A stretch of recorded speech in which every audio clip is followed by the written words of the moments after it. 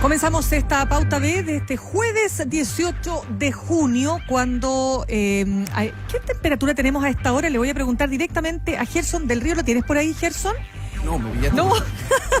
6,8 grados. Ahí Bien, está, pues, no tengo ni computadora en la mano. No, lo que pasa es que Mauricio Hoffman siempre está preocupado de la temperatura y del informe del tiempo. Saludamos entonces a Gerson del Río, lo escuchan ustedes acá en el estudio. Gracias, Gerson. Hola, buen día. ¿Cómo estás, Claudia Álamo? Muy bien, chicos, ¿cómo están ustedes? Muy bien, y a mi compañero de siempre, ya lo escuchaban, Mauricio Hoffman. ¿Qué tal, Gerson, Claudia? Chiquillos, Acá estamos como... ¿Cómo estamos? A esta altura ya con hibernación mental. estamos con el cerebro fundido ante tanta... Chiquillos, hay una información de último minuto, estamos a la espera de poder contactar. ¿Se acuerdan ustedes de la famosa profesora María Angélica Ojeda? ¿Se recuerdan lo que pasó el año pasado cuando en una corte de primera, o sea, en un tribunal de primera instancia, se logra fallar a favor de la idea de que ella pueda, mejor dicho, de la decisión de poder retirar sus fondos de su AFP, Cuprum en este caso, considerando la situación de la profesora que señalaba que ella estaba en una condición muy complicada, ganando una pensión que entiendo era por debajo de los 200.000 pesos, de algo así como 180.000, y que en definitiva era una pensión tan baja que no le permitía vivir. Entonces ella lo que quería era recuperar su fondo y decidir entonces qué hacer con esa plata que es de ella. Bueno, la última información es que la Corte de Apelaciones de Antofagasta acogió un recurso de protección. Recordemos esa era la acción legal de ella, un recurso de protección ante la Corte de Apelaciones. Es que recordemos que esto escaló hasta el Tribunal Constitucional en su minuto. Pero bueno, ¿cuál ha sido el derrotero? ¿Qué ha pasado? Tenemos en línea a la profesora jubilada María Angélica Ojeda para conversar de este tema y por supuesto compartimos entre todos nuestros aquí panelistas las preguntas que queremos hacerle a la profesora Ojeda. Profesora, ¿cómo está usted? Buenos días. Primero que todo, muy feliz con este pequeño triunfo, ¿no es cierto?, que nos da la Corte de Apelaciones, no solamente a mí, sino al Movimiento No Más FP, porque esta es una estrategia del Movimiento No Más FP. Cuéntenos cómo recibe entonces esto. ¿Usted realmente esperaba que la Corte de Apelaciones iba a fallar a su favor? Bueno, nosotros pensamos en esta estrategia como resultado, ¿no es cierto?, de que hemos hecho miles de marchas, hemos hecho montones de situaciones planteando, ¿no es cierto?, que este sistema de FP está fracasado porque las pensiones que recibe la gente son paupérrimas, que tienen que tener financiamiento del Estado, ¿no es cierto?, a través del pilar solidario porque son tan bajas. Entonces creíamos que era necesario que la justicia de alguna manera se pronunciase y fue muy fortuito que esta Corte de Apelaciones de Antofagasta hiciera, ¿no es cierto?, un requerimiento al Tribunal Constitucional que de alguna manera puso en el tapete esta misma situación de las pensiones pobres para miles de pensionados en Chile. Señora Ojeda, es muy curioso todo el camino que esto derivó, porque usted presenta el recurso de protección ante la Corte de Apelación de Antofagasta. La Corte de Apelación de Antofagasta deriva este caso al Tribunal Constitucional. El TC más bien desecha toda posibilidad de que se produzcan los retiros de fondo y pese a eso ahora la Corte de Apelaciones de Antofagasta falla en su favor y además por unanimidad. Entonces, ¿usted ve que esto sea un fallo firme o aquí va a haber otras instancias frente a la cual usted se va a tener que preparar? No, nosotros estamos preparados para todo un camino judicial con respecto al tema. Entendemos que hay 5 días hábiles para que la AFP, ¿no es cierto?, vuelva a pedir un recurso a la Corte Suprema. Lo entendemos que este es el primer paso, ¿no es cierto?, que estamos dando real en el camino, ¿no es cierto?, de pedir que que se decida definitivamente si los fondos previsionales son de los trabajadores son solamente para el fin, ¿no es cierto?, de recibir una pequeña parte de esos fondos que en el fondo que el objetivo no se cumple de seguridad social que tienen las personas, porque no les alcanza para vivir. Señora Ojeda, muy buenos días, Claudia Álamo le habla.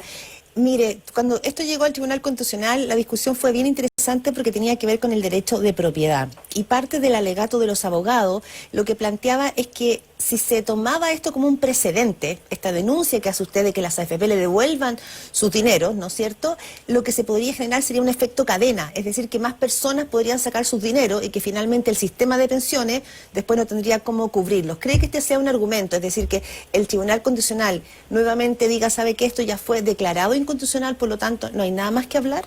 ¿Tiene usted ese temor? Porque esto ya fue zanjado desde esa perspectiva. Claro, desde esa perspectiva nosotros ya no iríamos al Tribunal Constitucional, o sea, yo creo que el camino es el proceso judicial, ¿no es cierto?, la Corte Suprema, o sea, este es un paso que da la Corte de Apelaciones donde plantea que se me devuelvan todos mis fondos previsionales, que me quede sin pensión, pero yo creo que hoy día nosotros los chilenos tenemos la opción, si la Corte dice eso, de poder usar nuestros recursos como nosotros estimemos conveniente y sin infantilismo, o sea, sin pensar en que yo mañana me voy a comprar un yate con los 47 millones, que no alcanza para nada, porque no creo que un yate cada eso, No, pero, no le alcanza. o sea, pensar que los chilenos no tenemos el criterio como poder invertir nuestro dinero y que puedan darnos una mejor, ¿no es cierto?, una mejor regreso o un mejor retorno, yo creo que eso de alguna manera infantiliza, porque hoy día la mayor cantidad de empresas que hay en Chile son pymes. Son iniciativas prácticamente personales o de un grupo de familia, ¿no es cierto?, que invierte en algún emprendimiento. Entonces, hoy día yo creo que esa es la posibilidad que tenemos hoy día con la devolución de los fondos previsionales, tener una mejor posibilidad de vivir más dignamente. Señora María Angélica Ojeda, quisiera preguntarle primero, ¿cuánto recibe usted como pensión? Y después le quiero preguntar acerca de qué quiere hacer con su plata. Mira, yo personalmente sería más cautelosa en el sentido que voy a hacer con mi plata, pero yo recibo de pensión 192.000 pesos, pero eso no me alcanza para cubrir mis gastos, porque yo tengo un dividendo de 220 millones, de 220.000 pesos y recibo 192, entonces tengo que poner de otras partes o de otros recursos que me da mi familia, la diferencia para cubrir ese gasto del dividendo. O sea, realmente la pensión no alcanza ni siquiera para cubrir uno de mis gastos. Pero usted podría, por ejemplo, si a usted le entregaran todos sus fondos, ¿usted podría pagar parte de su casa con lo que tiene? O terminar de pagarla esa entera. es la idea. Justamente apunta para allá, apunta de que si yo,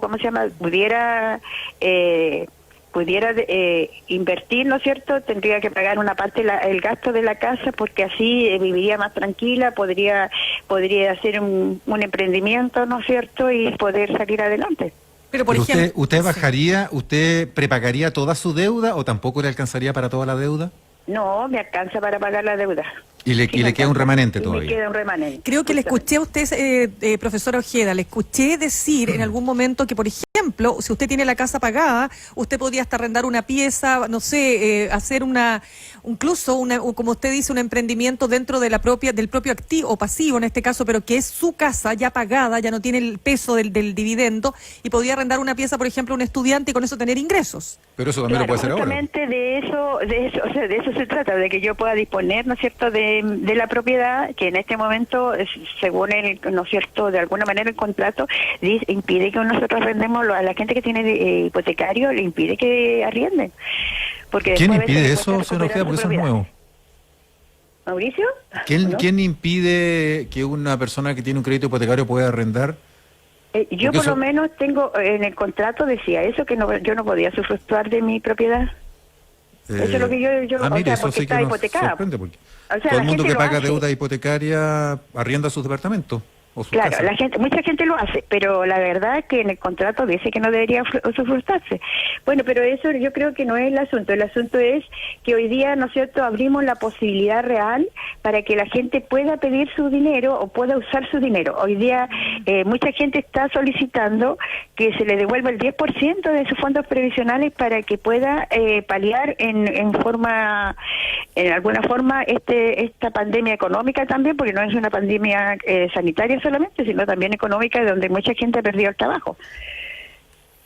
Señor Gerson, Claudia. No, Claudia, dale nomás. no. Claudia. Sí, no, que tengo la siguiente duda, señora María Angélica Ojeda. Los pasos a seguir, porque en el fondo, como bien lo relataba Mauricio Hoffman, esto ha sido, digamos, toda una ruta. ¿Qué es lo que viene ahora? ¿Qué es lo que usted espera ahora? Porque aquí esta batalla, digamos, es una primera batalla, pero que probablemente el camino sigue. ¿Qué está esperando ahora? ¿Elevar esto a la Corte Suprema? ¿Esperando que... ¿Cómo Sí. sigue el camino? Bueno, nosotros esperamos seguir a la Corte Suprema, Y de la Ya. Corte Suprema, ¿no es cierto?, esperando los resultados de la Corte Suprema, si es necesario ir a la Corte Interamericana de Derechos Humanos, nosotros vamos a ir porque el derecho a la vivienda es un derecho, bueno, el derecho primero, el primer derecho, que es lo que nosotros estábamos apelando, es el derecho a la propiedad. Y aquí Sí. el derecho a la propiedad no se está respetando porque uno no puede disponer ni usufructuar, ¿no es cierto?, ni gozar de él, porque que goce es tener una pensión que no alcanza para cubrir tus gastos básicos. Claro, pero eso, señor Ojeda, en el entendido de que la Corte Suprema pueda tomar el argumento del Tribunal Constitucional respecto de que este paso de sacar los fondos de las pensiones sería inconstitucional. En ese caso, ustedes se van a la Corte Interamericana. Claro, correcto. Ese es el camino, pero en todo caso nosotros esperamos que a lo mejor la Corte Suprema también dictamine de otra forma, dependiendo de la sala que llegue ¿no es cierto?, el recurso. Y bueno, este es un proceso largo que nosotros esperábamos, ¿no es cierto?, que fuera largo, y esperamos que tengamos buenos resultados. Señor, Aunque doctora, hay otras personas que ya lo han intentado, pero ha habido inclusive una controversia en quién tiene más poder, si el Tribunal Constitucional o la Corte Suprema. También había en algún momento, ¿no es cierto?, justamente no solamente por mi caso, sino por muchos casos ha habido de alguna manera una batalla de quién es el que la lleva aquí en la parte jurídica en Chile. señora Y la María, Corte... señora María dígame. Angélica Ojeda, la pregunta que todo el mundo también se hace y que se hacen aquellos que están muy en contra de estas determinaciones. ¿Qué pasa si a usted le va mal en su inversión, en su emprendimiento? ¿Cómo va a financiar su vejez de aquí en más, aunque sea la vejez, es decir, la pensión que usted está diciendo? Es decir, usted se va a quedar, puede llegar a una situación en que se quede sin ni uno. Entonces le pregunto, ¿cómo evalúa usted esa otra mirada que pone acento ahí en cuidado que nosotros no somos inversionistas, los comunes y corrientes, seres humanos, ¿no? Y que por lo tanto esto tiene un riesgo muy grande también. Pero es el mismo riesgo que estoy viviendo hoy día, ¿no es cierto?, porque yo lo que tengo, o la pensión que tengo, no me alcanza para cubrir mis gastos básicos. No alcanza, o sea, si yo mirara mis gastos básicos, o sea, hoy día, teléfono, internet, luz, agua, o sea, esos son los gastos básicos, sin incluir comida, yo tengo sobre 100.000 pesos ya gastados en eso. Entonces, la pregunta del millón es, ¿cómo yo vivo con eso? Entonces, hoy día no estoy viviendo con esa pensión. Entonces, es lo mismo, o sea, que me devuelvan el dinero en la misma circunstancia que no me lo devuelvan porque sigo viviendo de la caridad de mis hijas. Claro, como muchas familias que tienen que finalmente apoyar a sus padres o madres, es el caso suyo. Profesora María Angélica Ojeda, le damos las gracias por compartir esta importante noticia. Vamos a ver cómo va a seguir el curso entonces judicial después de la decisión de la Corte de Apelaciones, ¿no?, de Antofagasta. Muchas gracias. Muchas gracias a ustedes por llamar. Muy amable. Está muy bien. Gerson. Bueno, vemos que este debate no está cerrado ni siquiera a nivel institucional, porque acá vemos un pronunciamiento unánime de una sala de un tribunal de alzada, de una corte de apelaciones de Antofagasta en este caso. Y sigue abierto, porque además hay otras iniciativas, incluso provenientes del mundo de las AFP. Recordemos esta AFP1, que tiene una iniciativa de retirar el 5%. Muchos dijeron, bueno, eso puede ser marketing. Acá entrevistamos a la gente de esa AFP. Hay iniciativas parlamentarias que están proponiendo el retiro del 10% o hasta un 10% de los fondos de jubilación, y que después al final, cuando uno se jubile, el Estado se ponga. Es decir, como una especie como de aval. Está el ejemplo de Perú, ¿se acuerdan? Cuando uno se jubila en Perú, tú puedes retirar hasta el 95,5% de tus fondos, y previo a eso, antes de jubilarte, puedes ocupar el 25% para un crédito hipotecario y un 50% en caso de una enfermedad terminal. Es decir, acá tenemos varias ventanas abiertas respecto de este debate, que en un principio cuando saltó, todos dijeron, no, esto va a ser parado en seco por el Tribunal Constitucional y los tribunales superiores, y vemos que no es así. Evidentemente esto tiene largo tramo por recorrer, porque además es un solo caso, pero sin duda va a ser un precedente respecto de argumentación en caso de que esto se se desemboque o derive en una cadena de recursos, viste, considerando lo que acaba de ocurrir con nuestra entrevistada. Un caso de los primeros, un caso emblemático, que ha sido motivo de estudio y comentario. Sí, solamente para cerrar el tema AFP y la discusión que también se ha dado a partir de la crisis económica, no olvidemos que hay economistas que han propuesto, como Roberto Saller, el ex presidente del Banco Central, que a propósito de la crisis tremenda que está viviendo un montón de gente en Chile, bueno, que se abra la posibilidad de sacar una parte de tus ahorros previsionales. Por ejemplo, él ponía el ejemplo, si tú tienes 10 millones, tú sacas 200.000 y a partir de esos 200.000 el fisco emite un bono por 200.000. Pagadero, dice él, o sea que se paga cuando tú jubiles. Él decía que había espalda para aquello. Bueno, esta es una opinión, naturalmente que aquí hay distintas posturas, pero él lo planteaba también como una forma de dar oxígeno a familias que aun cuando reciban el ingreso familiar de emergencia, estos 100.000 pesos por persona, no pueden simplemente con esos recursos solucionar los problemas graves que se presentan económicamente en sus vidas. Claro, eso en una situación de emergencia, de catástrofe como la que estamos atravesando, y en un escenario normal, ahí habría dos escenarios también. Uno es el caso de la profesora Ojeda, que es jubilada, y los otros son los que están por jubilar. Claro, cuando comentamos eso con Roberto Saller, yo, Gerson, te comparto aquí, le compartí a su vez a Saller la propuesta que estamos trabajando en Frente Amplia.